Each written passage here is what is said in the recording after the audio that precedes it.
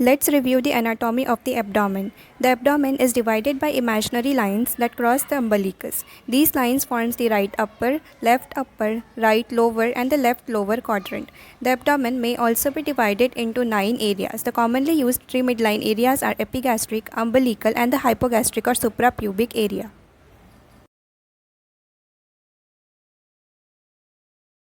Before examination, make sure that the patient has empty bladder. With a proper sanitized hand, start the examination. Ask the patient to lie down and relax. Expose the supine patient lower abdomen by raising the cloth or the gown below the nipple line and draping till the suprapubic level. Start with inspection. Inspect the skin for scars, stria, dilated veins, rashes, ecchymosis. Also inspect the abdomen for the symmetry, contour and the bulges.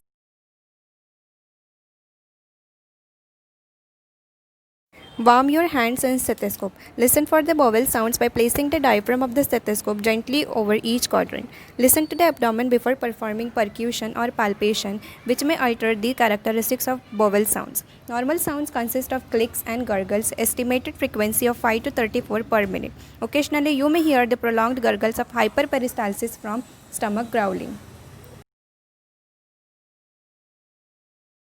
Listen in the epigastrium over the aorta, then listen over the iliac arteries and femoral arteries for the bruits. Next, percuse the abdomen to assess the distribution of tympani and dullness. Tympani is the high-pitched musical sound that indicates a hollow space filled by air or gas in the stomach or intestine. Dullness suggests a fluid or underlying organs like liver or the spleen. Now, gently palpate the 4 quadrants of the abdomen. With your fingers together, place your hands flat on the abdomen and press using the light dipping motion. Gliding smoothly, palpate in all the 4 quadrants. This is the light palpation. If the abdominal muscles are tensed, try to relax the patient and palpate gently again. Having the patient flex the knees is often helpful. Perform deep palpations in all the 4 quadrants as you feel for any masses or tenderness with placing your one hand on top of the other.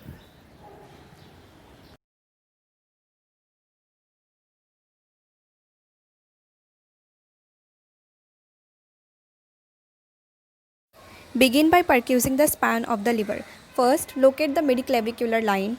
Use light to moderate percussion strikes. Starting at the level well below the umbilicus in the right lower quadrant in an area of tympani, percuse upward towards the liver. Identify the lower border of the dullness in the midclavicular line. Next, identify the upper border of the liver dullness. Starting at the nipple line, percuse downward until the lung resonance shifts to liver dullness. Now measure the vertical span of the liver dullness, that is the distance between these 2 points. Normally it is greater in the men than in the women.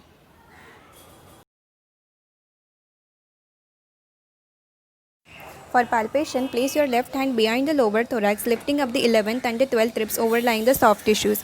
Place your right hand on the right abdomen lateral to the rectus muscle with your fingertips well below the lower border of the liver dullness. Ask the patient to take deep breaths and try to feel the liver edge. Normally the liver edge is soft, sharp and regular with smooth surface. The hooking technique. Stand to the right of the patient's chest. Place the both hands side by side on the right abdomen below the border of the liver dullness. Press in with your fingers and up towards the costal margins. Ask the patient to take deep breath. The liver edge is palpable with the finger pads of both the hands.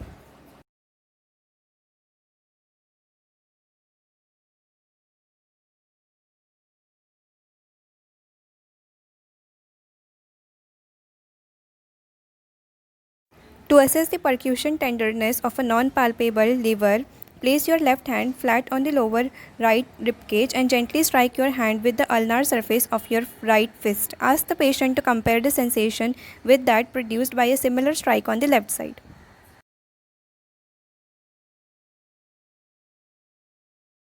To palpate the spleen, use your left hand and reach over and around the patient to support and press forward the lower left ribcage and adjacent soft tissues. With your right hand below the left costal margin, press in towards the spleen. Ask the patient to take deep breath. Try to feel the tip or edge of the spleen as it comes down to meet your fingertips. The tip of the spleen is palpable only in approximately 5% of normal adults.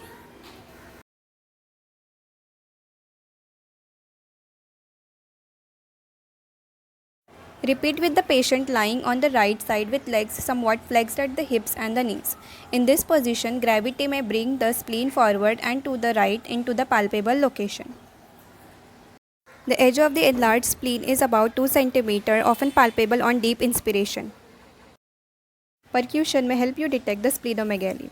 Percuse the left lower anterior chest wall roughly from the border of the cardiac dullness at the sixth rib to anterior axillary line and down to the costal margin, an area termed as the Trobbe's space. As you percuse, note the lateral extent of the tympani. If the tympani is prominent, especially laterally, splenomegaly is unlikely. Now percuse the lower interspace in the left anterior axillary line. This area is usually tympanitic. Then ask the patient to take a deep breath and percuse again. When the spleen size is normal, the percussion note usually remains tympanitic.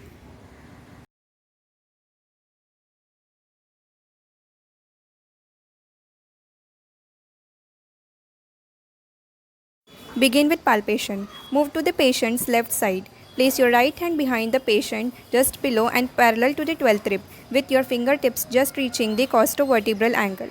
Lift, trying to displace the kidney anteriorly. Place your left hand gently in the left upper quadrant, lateral and parallel to the rectus muscle. Ask the patient to take a deep breath. At the peak of inspiration, press your left hand firmly and deeply into the left upper quadrant just below the costal margin. Try to capture the kidney between your two hands. Ask the patient to breathe out and then to stop breathing. Slowly release the pressure of your left hand, feeling at the same time for the kidney to slide back into its expiratory position. If the kidney is palpable, describe its size, contour and any tenderness. With the patient sitting up, assess for the costovertebral angle tenderness.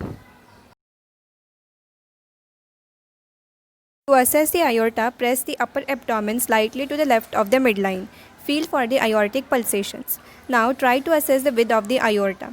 Pressing gently on each side of the aorta, try to estimate its width. Normally it should be less than 3 centimeters. Special techniques. For assessing ascites, percuse outward to map dullness from ascites. Then percuse for the shifting dullness. This is the test for a fluid wave. For assessing appendicitis, carefully look for the McBurney point tenderness, Rosing sign, Psoas sign and obturator sign. For acute cholecystitis, Murphy sign.